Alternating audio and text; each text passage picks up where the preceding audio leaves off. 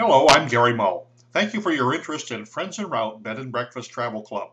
In this video, I'm going to walk you through the quick, easy, and secure process of joining our network of friends, providing hospitality and friendship to fellow travelers worldwide. The first step, of course, is to go to our website at www.friendsenroute.com and click on the How to Join button. This brings up the Friends en Route sign-up page, and the first thing it'll talk about at the top is that we are now accepting charter members for homes in the USA and Canada at a special rate of only $20. If you live outside the United States and Canada, the dues are only $1 US per year. Let's go ahead and start the sign-up process. The first item is the email address, and you'll notice that several of these items have asterisks next to them. These are required items, and you have to put a response in here. Otherwise, when you get to the bottom and hit submit, it'll come back and yell at you that you didn't complete one of the required items. So make sure that all of these items with an asterisk have a response. The first item is the email address. I'm going to put mine in, and this is going to be not only the address that we'll use to contact you and the address that other members will use to contact you, but this will be your login name as well when you log into our site. Your first name goes in here, and your last name in here, and the membership type. Are you in the USA or Canada, or are you outside the USA and Canada? Down here it asks for an additional member's first name and additional member's last name. Now if you're single, you're just going to travel by yourself, you can just put yours in there. If you are single but you travel with a companion, maybe your neighbor goes with you, you can put them in as an additional member if you like. Remember, the memberships are per home or per family, not necessarily on an individual basis. So you can put your name in, put your spouse's name in as an additional member, or you can put your spouse's name in as the primary and your name in as the additional. It doesn't matter either way. Just remember, the primary name, along with the email address, is going to be the one that shows up on the roster. Okay, let's scroll down. Telephone number goes in this slot. And we also recommend that you put a cell phone number here. If this is not your cell phone, put an alternate phone number so that people can contact you while you're traveling. Your password also goes here. It can be any password that you so choose, and you confirm the password here. They have to be identical. The password is the one that you'll use when you log into the site. Here's your address, your city, and your state or province. Now here's something important. If you live outside of the United States or Canada and you don't have a state or a province, make sure you put NA in here. If you go to the pull down list box, the very top slot is NA for not applicable. Something has to go in here because this is a required field. You'll also want to put your zip code in, and since I'm going to select Ohio, I'm going to choose the zip code 45431. Next will be your country, selected from the pull-down list box. And if you have an additional home you'd like to register, you can choose yes here. It'll take you back through the application process and you can fill out the information for your second home. So suppose that you have a winter home in Florida, you have a summer home up in Minnesota, you might want to register them both so that people can come and visit you either place. What is your availability? Are you available only overnight?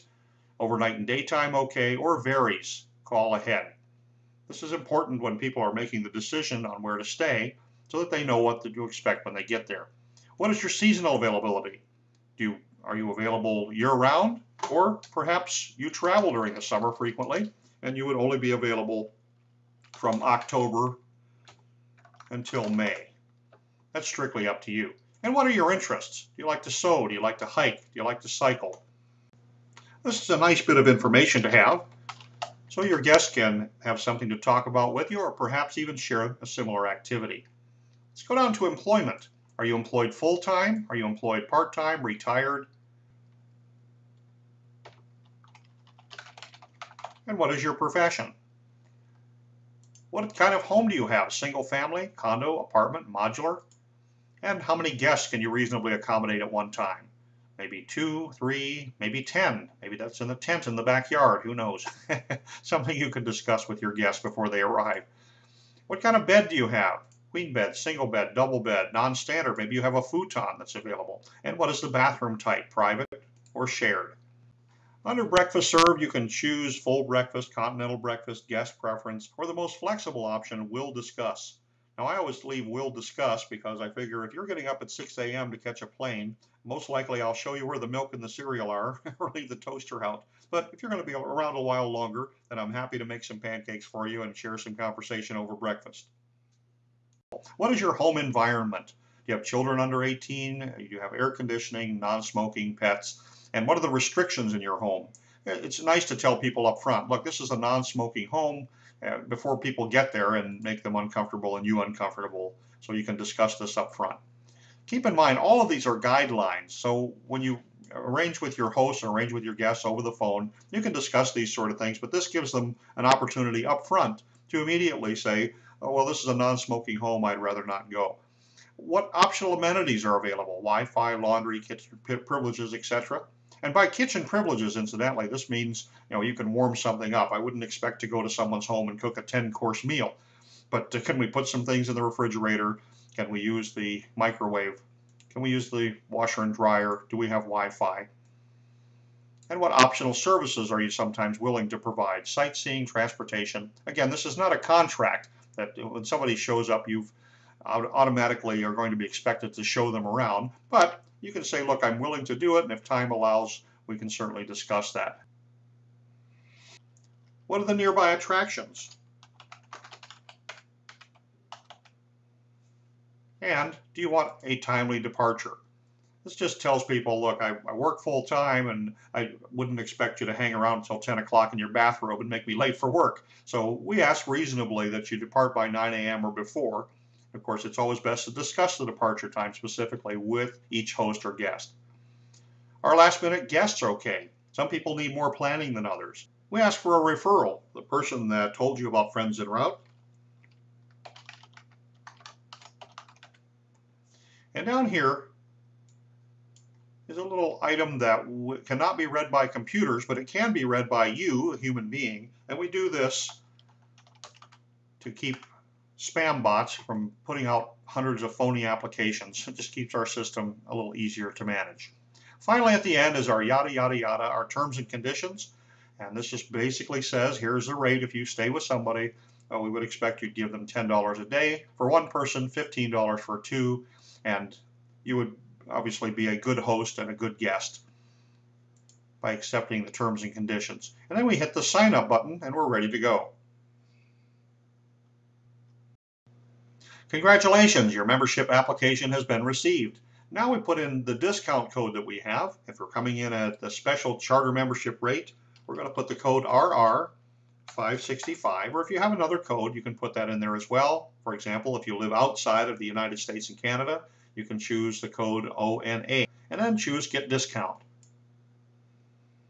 This takes us to our charter member discount page, and all we need to do is choose Buy Now. We use PayPal, by the way, as a secure portal for membership payments. An important note here, you do not need a PayPal account to make your payment through PayPal. They're only our transaction agent. So when you go to the next page, you can choose to use your MasterCard, Visa, Discover, or American Express. So let's choose Buy Now. And this will take us to PayPal's payment page. If you want to use your PayPal account, you would log in here. If you don't have a PayPal account, choose here, and you can use your MasterCard or Visa. Notice that our payments are processed courtesy of Mastering Technology Incorporated. So this is what will appear on your statement. And we simply need to fill out the information below and choose Review and Continue. Within 24 hours, you'll receive an email welcoming you to Friends en Route. And afterwards, you can use your login to go to our secure portal under the membership button on our website at www.friendsenroute.com to see our interactive map and our user directory. I hope you enjoyed this interactive video, and remember, when you're traveling, it only makes sense. Why not stay with friends? Have a great day, and we look forward to seeing you at www.friendsenroute.com.